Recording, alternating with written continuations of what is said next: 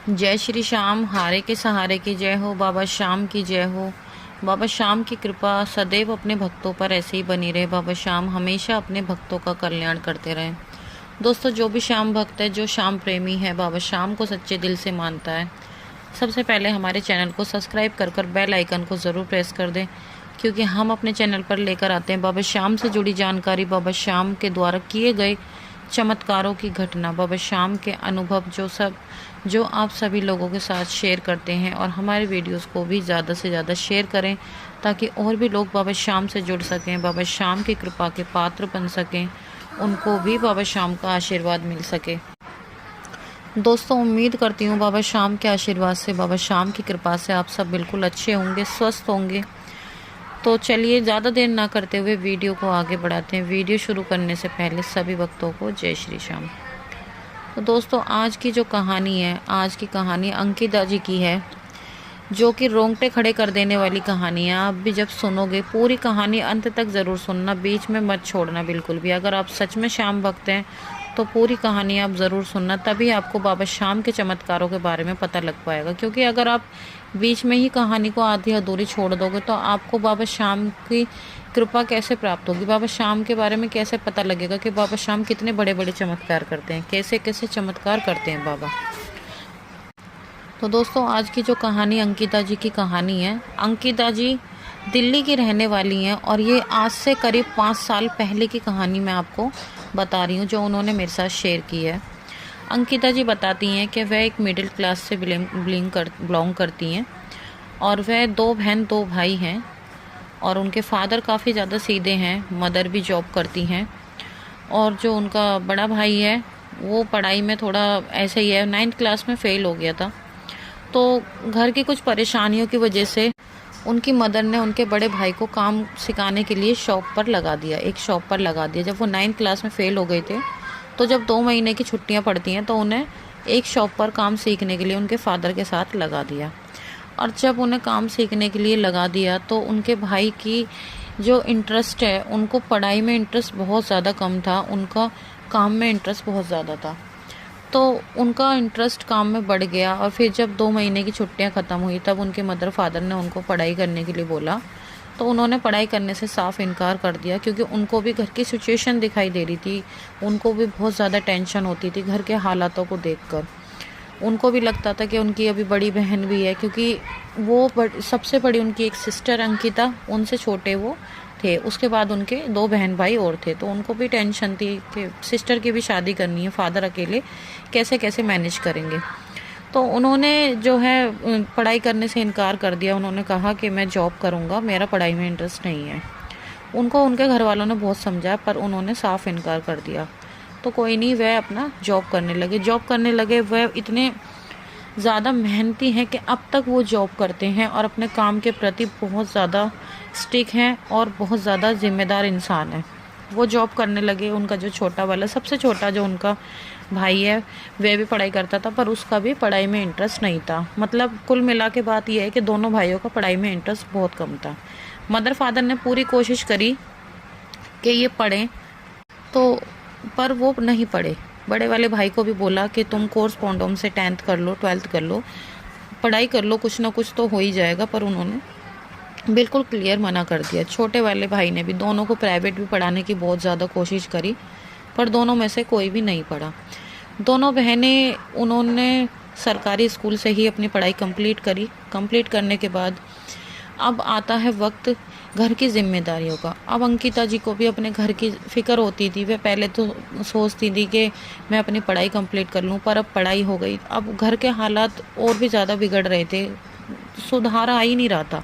तो उन्हें भी लगा कि मेरा भाई भी कर रहा है, पापा भी कर रहे हैं, मम्मी भी कर रही हैं, तो मुझे भी कुछ ना कुछ करना चाहिए। क्योंकि दोनों बहन भाई वो थोड़े छोटे थे, तो इसलिए सोचा कि मुझे भी कुछ ना कुछ करना चाहिए। अंकिता जी ने जॉब तलाश करनी शुरू कर दी, पर उस वक्त उन पे ना तो कोई मोबाइल फ़ोन था, ना कुछ था। अब उन्हें दिन रात बस यही टेंशन रहती थी कि मैं आखिर पूछूं तो किससे पूछूं। कई जनों से पूछ के भी देखा, पर कहीं से कोई भी हल नहीं निकल रहा था।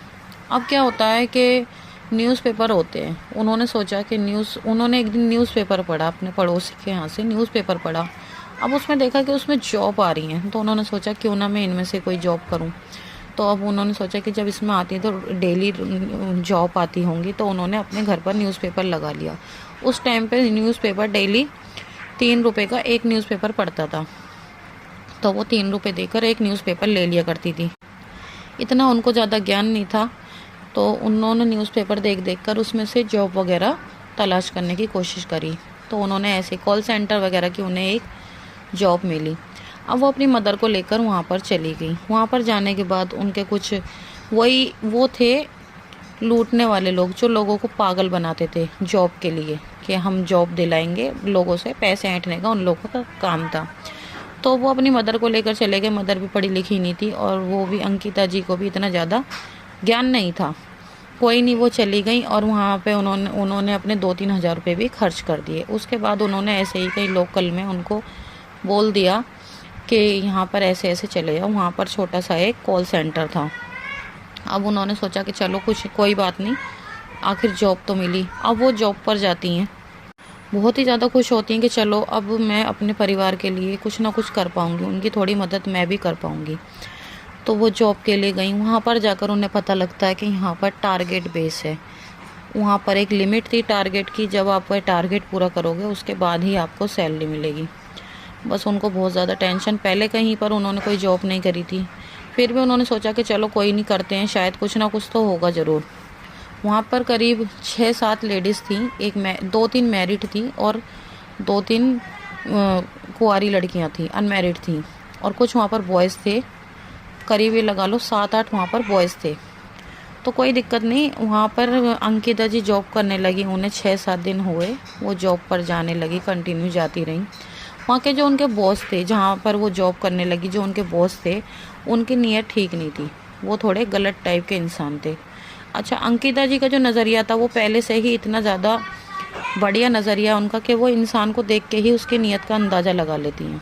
अब उनको उससे देखकर आइडिया तो हो गया था कि भाई इस इंसान की नीयत अच्छी नहीं है, फिर भी उन्होंने सोचा कि शायद मेरी गलत फहमी होगी।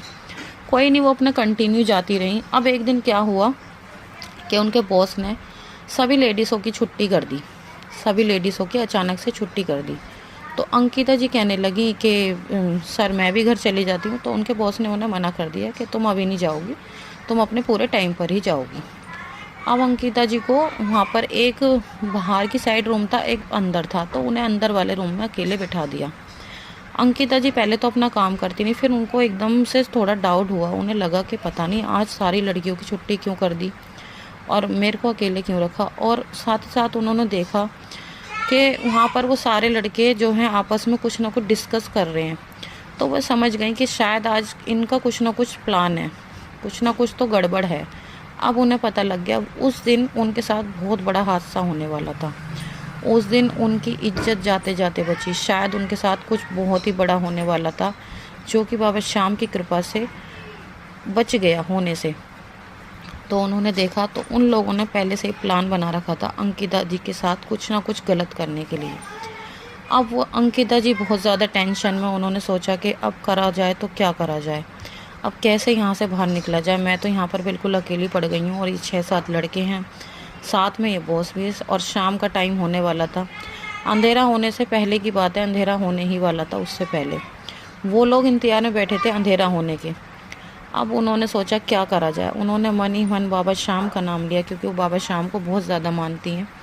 बाबा श्याम को वो अपना बड़ा भाई मानती है। उन्होंने बाबा श्याम से मन ही मन कहा कि भैया कुछ ना कुछ तो आपको करना पड़ेगा, मैं बहुत ज़्यादा परेशानी में फंस गई हूँ, अब देख लो यहाँ से मुझे कैसे निकालना है, वो आप जानो कैसे निकालोगे।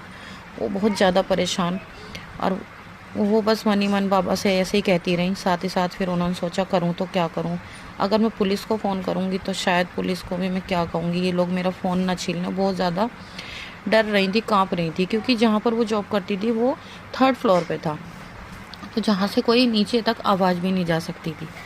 तो कोई बात नहीं, अब वो बहुत ज़्यादा परेशान, उनको करीब हो गए 15 से 20 मिनट, 15 से 20 मिनट हो गए। तो अचानक से वहाँ पर वो देखती हैं कि एक लड़का आता है, सांवले से रंग का वो लड़का होता है, और उसने वाइट कलर का कुर्ता पहने होता है। अब वो आकर कहता है कि अंकिता, अंकिता तो वहाँ पर वो लड़के कहने लगे कि आप कौन हो? तो वो लड़का कहने लग गया कि मैं अंकिता का भाई हूँ। तो अंकिता जी एकदम से बाहर आई, वो कहने लगी हाँ कौन? तो वो लड़का कहता है अंकिता मैं घर से आया हूँ, चलो घर पे कोई ज़रूरी काम है और वहाँ पर तुम्हें घर पे बुलाया। वो अंकिता से कहने लगे अंकिता घर चलो, घर पे तुम्हें बुलाया है और इसलिए मैं जल्दी तुम्हें लेने के लिए आ गया हूँ। अंकिता जी बस चुपचाप खड़ी होकर उन्हें देखती रहीं और उनके बॉस से वो लड़का कहने लग गया मैं इनका भाई हूँ और इन्हें मेरे साथ भेज दो। बस उन सबके चेहरों का रंग सा उड़ गया, जैसे पता नहीं क्या हुआ। तो अंकिता भी एकदम चुपचाप और वो उनके साथ चली गई नीचे उतरी। और वो उनके दिमाग में बस यही चल रहा था कि आखिर ये है कौन? मेरा भाई तो है नहीं है, क्योंकि घर में तो सबसे बड़ी मैं ही हूँ, ना मेरे कोई चाचा ताऊ का लड़का है तो है कौन? बस उनके दिमाग में यही चलता रहा। और वो लड़का उन्हें साथ अपने नीचे ले जाकर और बाहर तक आ गए। तो वो कहने लगे कि अंकिता तुम इस ऑटो में बैठो, मैं ज़रा अभी आया। तो उन्हें घर के ऑटो में उन्होंने बिठा दिया और ऑटो वहाँ से चल दिया, पर उस लड़के का कुछ भी पता नहीं चला कि आखिर वो कहाँ गया। अंकिता ने ऑटो वाले से कहा कि भैया 1 मिनट रोको, मैं ज़रा देखती हूँ मेरा भैया कहाँ चले गए। तो उन्होंने उतर के भी देखा, बहुत देखा इधर उधर, पर वो लड़का उन्हें कहीं भी नज़र नहीं आया कि आखिर वो गया तो गया कहाँ। अंकिता जी की बस आंखों में जब आंसू आ गए, अंकिता जी समझ गई कि ये और कोई नहीं मेरे श्याम भैया थे। मेरे श्याम भैया ही मेरी मदद करने के लिए आए थे। तो अंकिता जी ने मन ही मन अपने श्याम बाबा को बहुत ज़्यादा धन्यवाद करा और उन्होंने कहा बाबा श्याम की महिमा अपरंपार है। बाबा श्याम से जो भी सच्चे दिल से मांगता है बाबा श्याम उसकी ज़रूर सुनते हैं। और वो इतना रोई और उन्होंने जब वो मुझे कहानी सुनाई, अपनी स्टोरी बताई, तो मेरे भी आंखों में आंसू आ गए। तो दोस्तों ऐसे हैं हमारे बाबा श्याम, वो कब किस रूप में आकर आपकी मदद कर दें कोई नहीं जानता इस चीज़ को। इसलिए बाबा श्याम को यूं ही हारे का सहारा नहीं कहा जाता, वो सच में हारे का सहारा है। और बाबा श्याम को जो भी इंसान जिस भी रूप में मानता है, चाहे वो भाई माने या फिर पिता माने, वो उसी रूप में आकर अपने भक्त की सहायता करते हैं। ऐसी है बाबा श्याम की लीला। तो दोस्तों आज की कहानी यहीं पर ख़त्म होती है। बताना ज़रूर कमेंट करके कि आपको कैसी लगी। अगर अच्छी लगी हो तो हमारे वीडियोस को ज़्यादा से ज़्यादा शेयर करें, लाइक करें और कमेंट बॉक्स में जय श्री श्याम लिखना बिल्कुल भी ना भूलें। तो मिलते हैं कल एक और नई वीडियो के साथ। जब तक के लिए सभी भक्तों को जय श्री श्याम।